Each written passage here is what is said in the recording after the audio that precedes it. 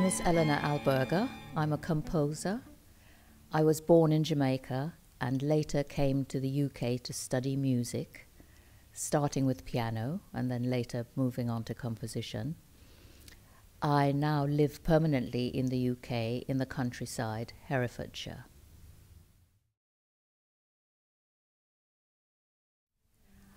I am an only child, and my mother ran a school. She founded her own high school in Jamaica.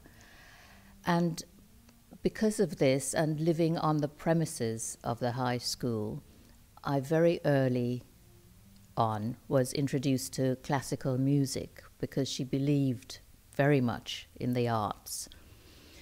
And so I heard these piano lessons going on at her school. And apparently she told me that at the age of 5, I asked to have piano lessons. So that's how it started.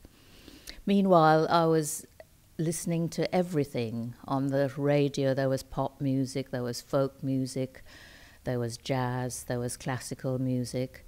And quite early on, my parents started taking me to classical concerts as well.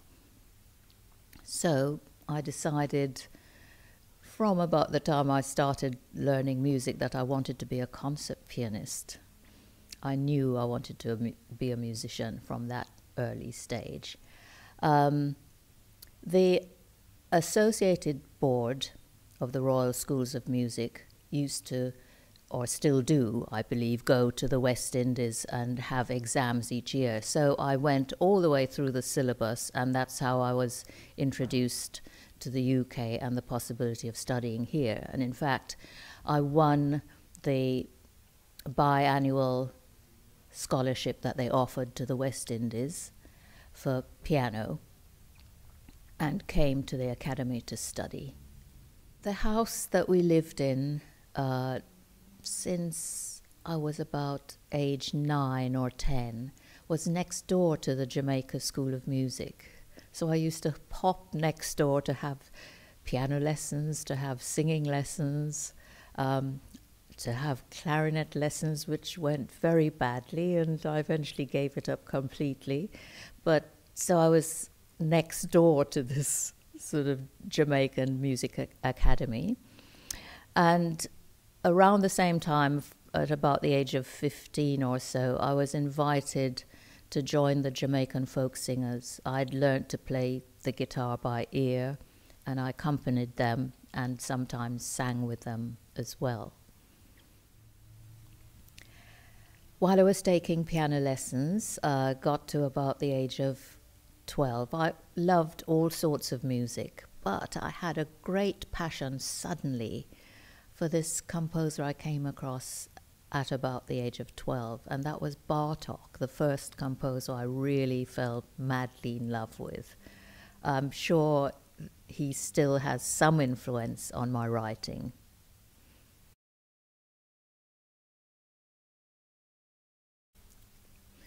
So, influences as a child studying music in Jamaica, there were many. There was the rich pop music of Jamaica, which had started pretty early on with ska and reggae. And Jamaica is one of these places where if you go there now or several years ago when we used to visit quite often, the pop music would be almost 100% Jamaican. It would be all Jamaican music. So that was a very rich pot of cultural sound that was going on. Then there was the folk music I was exposed to from playing with the folk singers and hearing it around, together with all the classical music from Bach all the way to, at that time, not so much absolutely contemporary music, but certainly 20th century composers, Prokofiev, Messiaen, and of course particularly Bartók that I took to. The Romantic School. As a pianist, actually, I didn't really get into the Romantic School at that age. I was more of a classical player, so I was into my Beethoven and that sort of thing.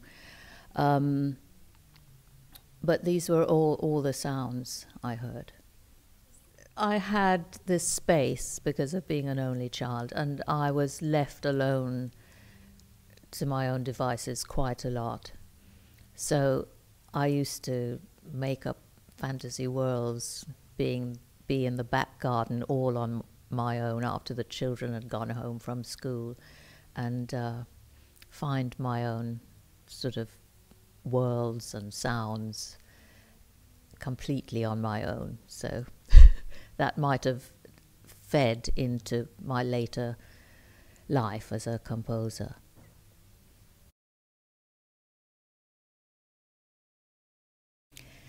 So the first piece I can remember writing was about one of my dogs. So I think nature has quite a role in my inspiration or ideas for writing sometimes. And the first piece was about one of my dogs. I didn't actually write this down, so I can't remember it much. But the second piece was also about a dog. And this piece was called Andy, and that was the first piece I ever wrote down. But everything turned. I played for, I should say, dance classes from early on as well. I was about 16 when I started playing for Madame Sui at her academy, and that was usually set music from books, so I would not quite sight read, but almost play the music for the set dance exercises. But later on, when I came to the UK, I came across the Place and London Contemporary Dance School and London Contemporary Dance Theatre. And I got very excited by this because I was able to improvise for the classes. And it wasn't just improvisation that had to be 8 phrases or 8 bars long. You could have very uneven counts, and the music could be quite strange sounding, if you would call it that. So I really got into improvising for this, and the pulses and rhythms of the dance exercises excited me as well. And after improvising for many classes for London Contemporary Dance Theatre, who I started working for on a full-time basis, some of the choreographers started asking me to write music for their choreography. And this is when, again, I had another very passionate event, and I fell in love with composing. And that's when everything turned, and I started composing more. After winning the scholarship, I studied piano at the Royal Academy of Music and singing as a double first. And I won many prizes at the Academy for piano, the biggest one being the McFarren Gold Medal. I also was a finalist in the Dudley International Piano Concerto competition. But somehow I don't think I was really cut out for a career as a concert pianist. It was only later, after I had been composing for quite a while without having any teacher, apart from the fact I used to come to keyboard harmony lessons here with Richard Stoker, and in fact I quite often used to bring bits and pieces of what I've been writing. So I could say that he was the first person who taught me anything or started encouraging me as a composer. But apart from that, I really had no training. I completely taught myself. And it wasn't until later, when I was already a professional composer, I won a Nestor Fellowship and used this to, rather than study with, I would say, because I didn't have any 2 or 3 year course with any particular person, but I consulted with many of the very well-known composers in this country. For instance, Robert Saxton, Julian Anderson. Went to see Harry Birtwistle. so I had these consultations over a period of 2-3 years, which were very helpful. But that's my history. I was writing before I had been taught.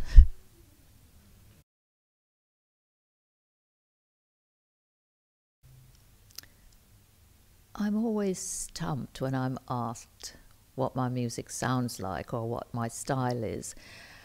But I think if we can separate things, I have two things that are there in my life and in my music. One is my Caribbean influence, and this has to do with tonality, with rhythms, and the other is extreme contemporary European music. And somewhere between these two, my music always grows out of these two. And it depends what the piece is about or what I'm writing for, how much Caribbean influence it has and how much European influence it has sometimes. But I think these things are always present to some degree, but the pieces sound different according to the ratio that divides them. And now I have come out of the closet and admitted that I have written some very light pieces that sound very Caribbean or semi-African or maybe a bit jazzy, although I always say I know nothing about jazz, really. I don't know how to play jazz. I don't listen to much jazz. But there are some pieces, for instance, there's Jamaican Medley, which is a solo piano piece made up entirely of Jamaican folk songs that I've arranged. And there is Hill and Gully Ride, which the subtitle is A Jamaican Landscape, which is all about my memories and my images of what Jamaica is about. And these are completely tonal and some very fast rhythmic movements. There are other pieces, for instance, like the start of my first string quartet, which are very dissonant. Is actually this particular start is very rhythmic, but in a different way. It's not Caribbean, it's European, I think. So there are these disparate elements that I'm constantly working with together to produce my music.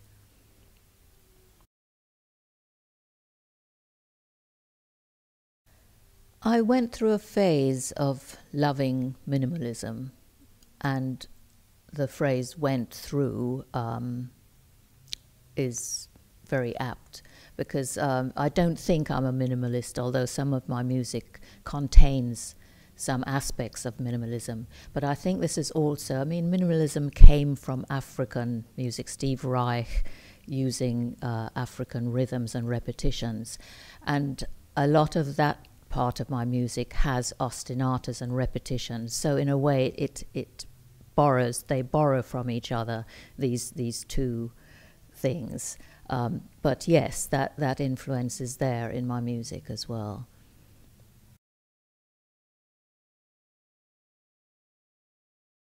I've written 3 string quartets relatively early on. They span between 1993 and 2001, I think. And they're quite different in character.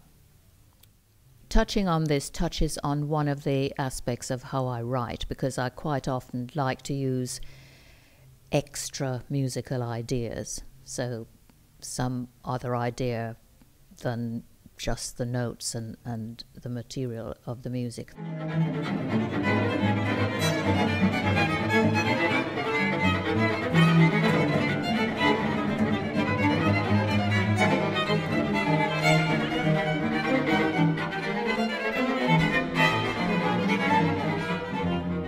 So in the first quartet, I had been to a physics lecture, and I learnt about how life came about and how everything is made of the same material, that we are all made from stardust, basically. And this excited me no end. And also the idea of the energies whizzing about, electrons and atoms and all this. So that idea goes through the whole string quartet. The first movement is about all the energies, the disparate energies, and the energies coming together and going apart and driving off in different directions. Quite crazy in a way. The second movement is very still, and the image in my mind was about stargazing, but being weightless at the same time. So stargazing from outer space, for instance. The third movement, we come down to earth, and it has gravity and human rhythms and earthiness.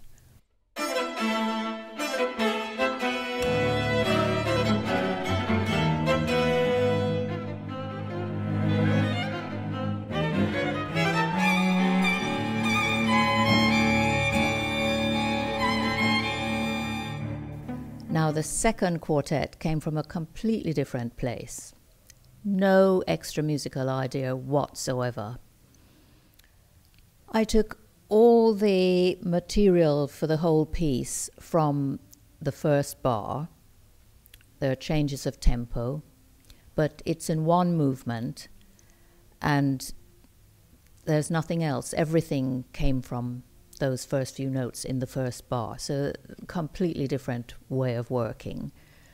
Then the third quartet, again, is different from both the others.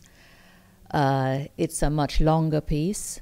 It's got 4 movements, and I think it has more suffering in it, shall we say. It's a different character. Again, this had no extra musical idea, although afterwards I was encouraged to describe what it might be narrating. So I came up with some idea about a stream or something, but actually, in fact, it didn't start like that. It was just the notes and working with certain pitches and organizing them in different ways. Yeah, so there we are. And that, I think it's about 25 minutes long, the third quartet.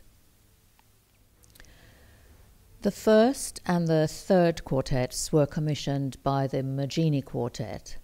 And I'd like to mention here David Angel, who was the second violin in the Maggini Quartet. Actually, all his life he spent with the Maggini Quartet. That was such an important part for him, and he was a dear and close friend of mine, and I'm sure he had most to do with the first commission anyway coming about. So I'm very grateful for that, and I wrote him some very special, and he would have said, drat, they were difficult, second violin solos. And the second string quartet was commissioned by the Smith Quartet. My husband, Thomas Bowes, and I run the Arcadia Festival near where we live. And out of this has come doing the recordings of my string quartets.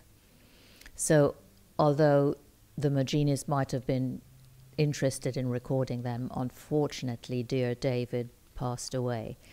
And so we decided to just go ahead and do the recordings. The album of the 3 string quartets will be available from June 2019.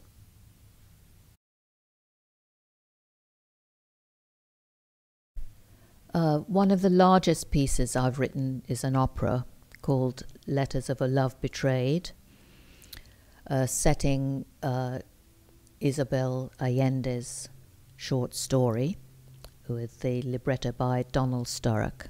That was done at the Royal Opera House as a joint commission with Music Theatre Wales and the Royal Opera House. For this piece, I had to have a specific flavour of South America involved, which I tried to weave in. I didn't try, I did weave it into the whole opera, but it also came from very much from my own way of writing, and it's me, I think. I've used one South American folk song, but that's it. Otherwise, I use the style and some of the rhythms and some of the harmonies in the way they do. But it was very much my piece. And I felt very close to the main character, Analia, who loved solitude and had a wonderful imagination. Well, I'm not saying I have a wonderful imagination, but I'd like to think that I have something in common with that. And that was a wonderful experience, seeing that put on in a big theatre and seeing the feedback from the audience, actually. Dare I say this, many people were in tears afterwards on several locations that it was done, and I had absolutely wonderful feedback. And to me, that's what composition is about. It's reaching people and it having a meaning for them that helps them through life or does something to them that yes.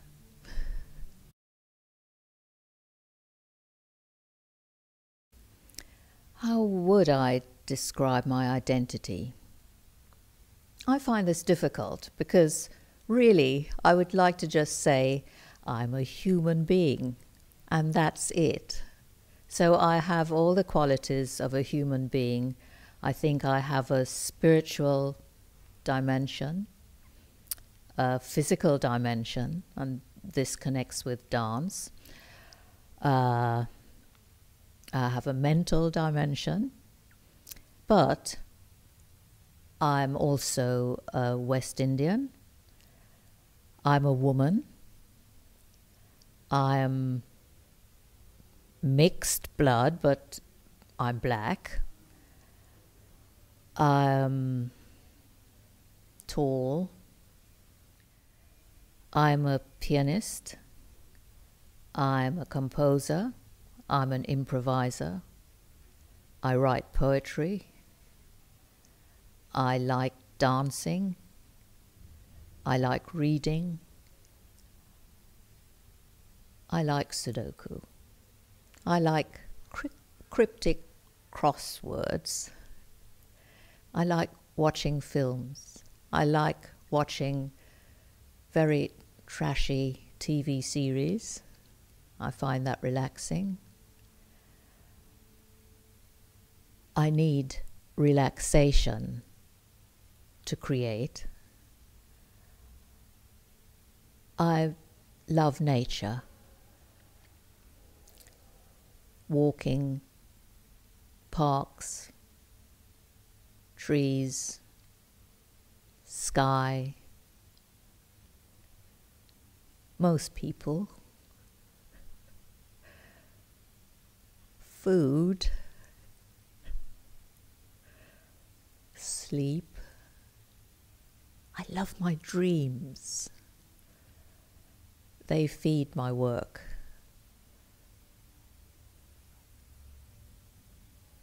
Meditation, yoga. I'm British. I'm part Scottish. I'm part African. I'm part Jewish. I am gender free. I hope.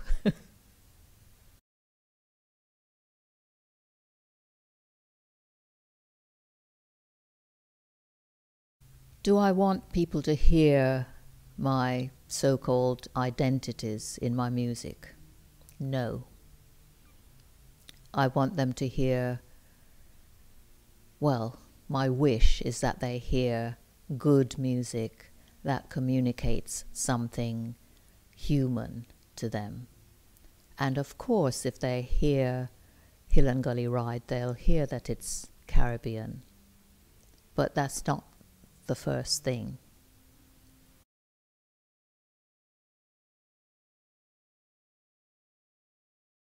My compositional aesthetic, again, a very difficult thing for me to describe because I think there's so many things. I think the first way I described myself was as a human being.